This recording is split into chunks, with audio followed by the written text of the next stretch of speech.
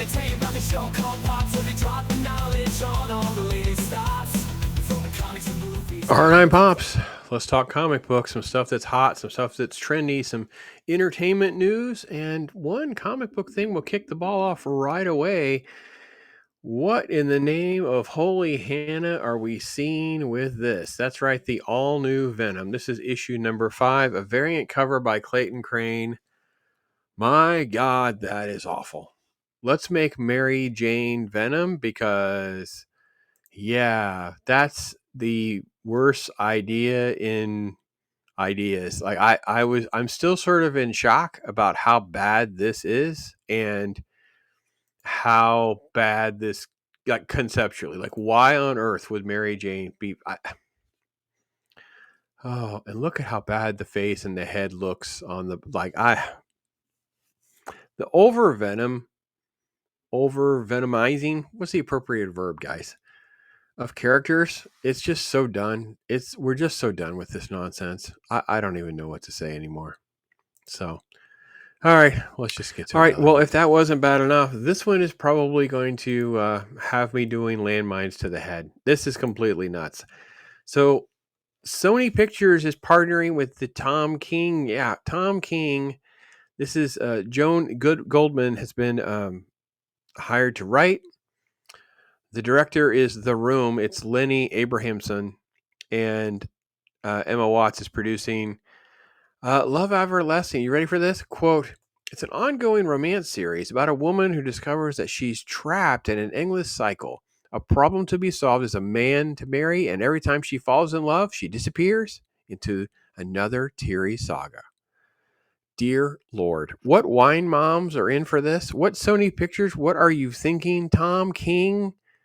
Oh, dear Lord. Yeah, cue it up, folks.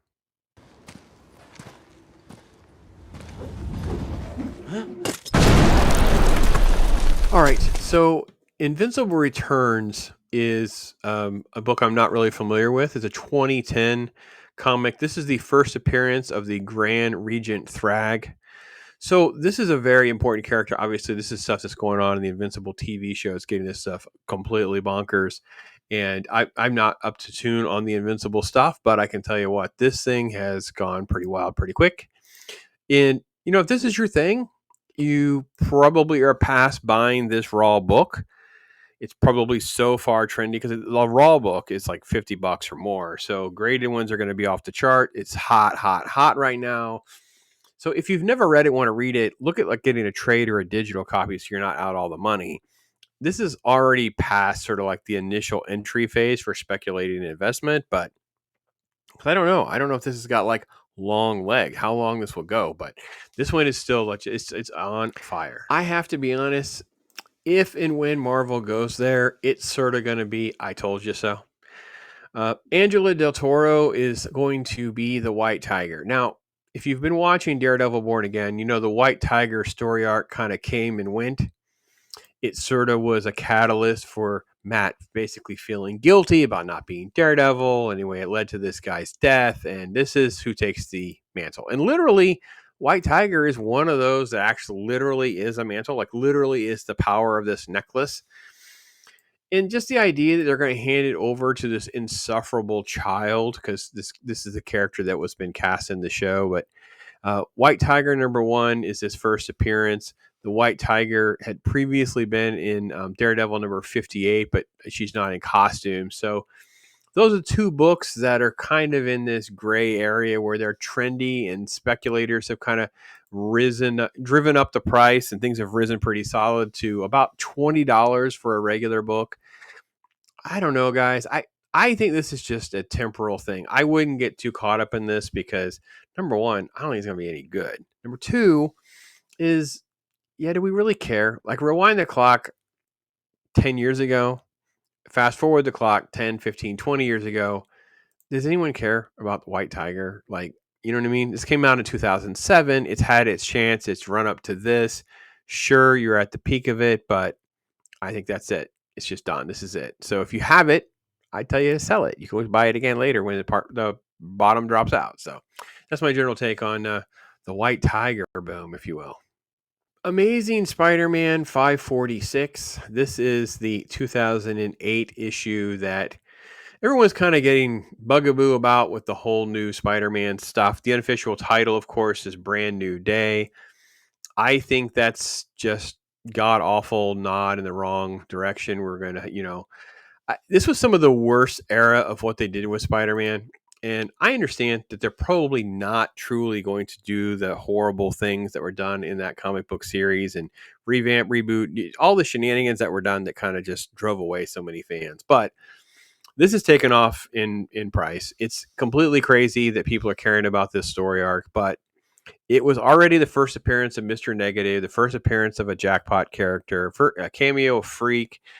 There's just all sorts of little things that already had it on people's radar screens, about $25 or so. Graded copies, of course. Now, I see the interior art is actually like Steve McNiven, so that's pretty good. But Stan Slott, he deserves to be ostracized for what he did, Spider-Man, Mary Jane, and all of that. So I don't know. I think that the new story with wiping Peter's memory and kind of having this whole nobody knows who he is, and that's how they're going to pick up with the Spidey and the MCU stuff. It kind of makes sense that that's what's going on. Doesn't really make me love it, though. I mean, I'm not thrilled with it. So, yeah, but you need to kind of know that's out there. That's what's going on. All right, speaking of out there, if you've seen some of the Daredevil Born Again Season 2 set photos, you won't be surprised by this. This is the second printing of Daredevil 508, where he has donned what's called the Shadowland suit, this dark black. It kind of makes sense. It's kind of a cool costume for Daredevil to have from time to time, more of a ninja feel. I'm actually shocked that the character hasn't adopted this more regularly, adding back in red highlights or something to give the whole devil theme. But the fact that it's coming in season 2, it could be super cool or not. We don't know, of course, but this is picked up in some definitely interest. And because second printings sometimes are not in like large circulation, they're harder to find because not everybody was buying second prints. But it's a really cool cover.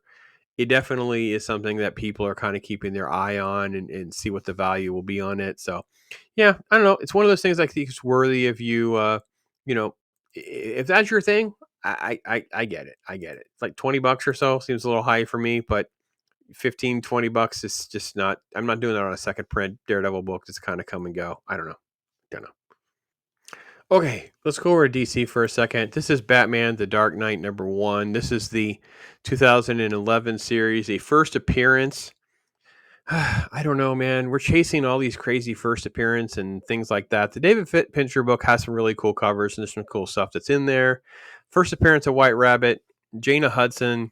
She can become like two different bodies, basically. This dates back to like an Adventures of Superman story. Also, the Don Golden, who's basically like an on again, off again, Bruce Wayne interest, that kind of thing. But reality is, we're speculating. We're kind of running into the idea of, hey, Peacemaker. Right, yeah. Peacemaker season 2 is talking about doing some stuff with the White Rabbit because IMDb says that Brie Noel is going to play White Rabbit, so therefore this thing has gone crazy from like dollar bin type stuff, probably all the way up to $5 or $6. So a graded copy is what most speculators are doing. Is they're driving up those really expensive 9.8 type books, but I don't know, man. I'm kind of done with the idea of just chasing every single random like rumor and stuff. I don't understand. Like I get it. And maybe some of the comic book stuff is just looking for anything to kind of grab onto, anything that get people out to buy a book or sell their book or get them interested in something. Yeah, I don't know. Yeah, I don't know. So there's more of it though. I wish I said there wasn't. There's more. So this is one of those that I'm really not familiar with at all. I was like, what is this? So Far Sector #1 involves this first appearance of this Green Lantern, this Sojourner Mullane, and yeah, you guessed it. They're talking about rumors because the absolute Green Lantern has stuck that in there. So therefore, this is a big issue now, right? $20, man, goes from nothing obscurity to like $20 overnight, and I don't know, man. The absolute stuff to me feels like okay, just hit and miss, kind of Elseworld type stuff. Like Absolute Flash, I thought was actually fine. Absolute Batman is just like absurdist. I don't even know why that's fun for folks. I think it's just almost like mocking Batman at this point. Like it's so ridiculous. I just not even, it's not entertaining for me. I really don't care for Absolute Wonder Woman. Absolute Superman's got a couple issues I thought were fine. Yeah, I don't know, man. And for some obscure thing like this to be included and creates a buzz, I mean, it's cool to get people in shops. It's cool to get people interested in something. So I'll take that. It's also sad that this absolute stuff that doesn't matter, it'll be a fad. Let's rewind the clock to, an amalgam universe and all the crazy stuff that they've done over the years. It just it becomes a flash in a pan. Something happens, and then everybody forgets about it. And they might go, "Oh, this one was good. That one's good. You ever read that? It's in trade paperback. Get it on Amazon." Then all the money's drying up because no one's actually in your shops and doing collecting and doing whatever. Yeah, this is this is that all over again, in my opinion. All right, I'm going to end with this because sometimes there's a cool one. And look, the Avengers Doomsday chair premiere, where they're just showing chairs, who's going to be in the movie, creates random buzz, I guess. This is some of the worst marketing in my opinion. I thought they should just roll out Robert Downey Jr. and say, "Hey, you heard I was going to be back as Doom. Let me tell you who else is going to be in the movie." He has so much charm and charisma. Look at that 2 or 3 minutes that he'd be on camera, it would be way more viral than the chairs. But what it did do was it teased that the Fox X-Men are coming back. And I don't know what people are all excited about this because they're coming back to die. The entire premise of what we're going to have with this Doomsday, which is nothing about rebranded Secret Wars, because we don't want to keep telling everybody it's Secret Wars. So rebranded Secret Wars is going to be about this, and they call them an incursion. So it's going to be the death of that X-Men universe. So we're probably going to see Halle Berry's Storm. Yeah, Halle Berry is going to come back and play Storm, or at least show up as Storm. Possibly have a few lines, maybe Jennifer Garden as Elektra type thing. Yeah, it was fine. It was okay in the Deadpool movie, but the fact that she has this really cool cover with Doctor Doom. This is issue 145. It's a book I actually forget about, and I have to be honest, it is quite amazing. That's a beautiful cover. It's a great freaking story. So yeah, that one actually is super cool. And I don't know, maybe Halle Berry will be back, maybe she won't. Maybe it'll all be just a little flash in the pan thing. Maybe it won't. I don't know. I don't know what to expect. I tell you what, that's a cool book. And it's kind of on the cheap. The Uncanny X-Men run from that era have a lot of very expensive books.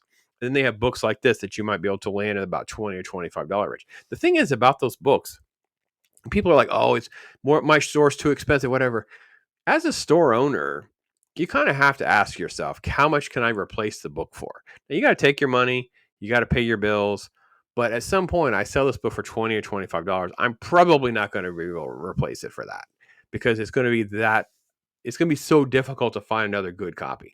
These books have been around a long time, since the 80s, but this is a very highly sought after run. A lot of people get them and hold them.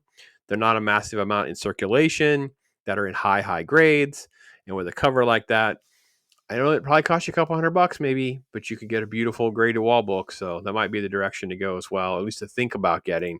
Because I don't know. I have to be honest. This one is quite beautiful. So all right, so all in all, it's been kind of some busy stuff going on, especially because of CinemaCon, Superman news, and Doomsday Good, all those different things that are happening. But overall, comics are still just riding the backs of these other things. And for the most part, making Mary Jane Venom is not a really cool new comic book thing that's going to have, a year or two of people getting into comic books. We went through it, and I will admit, I enjoyed Gunslinger Spawn for a while and then kind of fell off because it's very meh. It's very okay. G.I. Joe, Transformers, Space Ghost, they're the solid tier stuff to read. But we're all going to be saying the same thing. This is really good. This is really good. This is really good.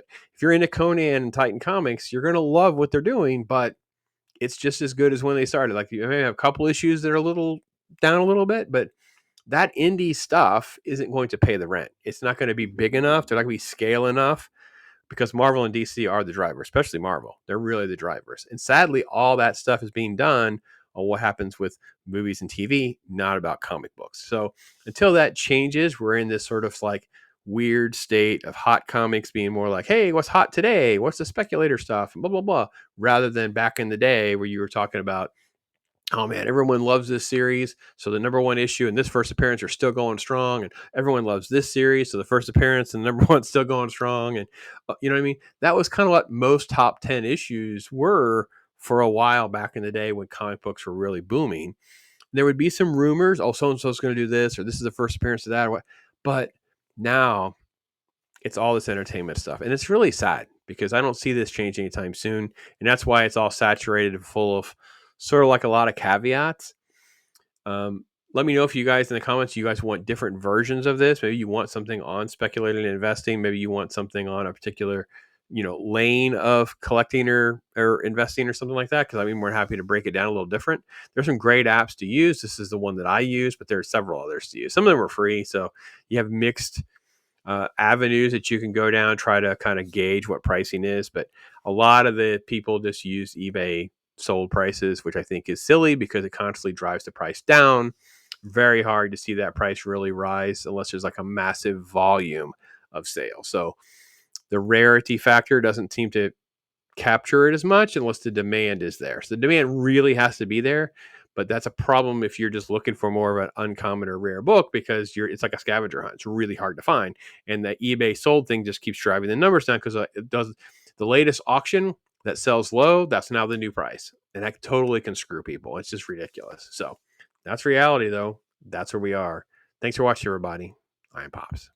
Thank you for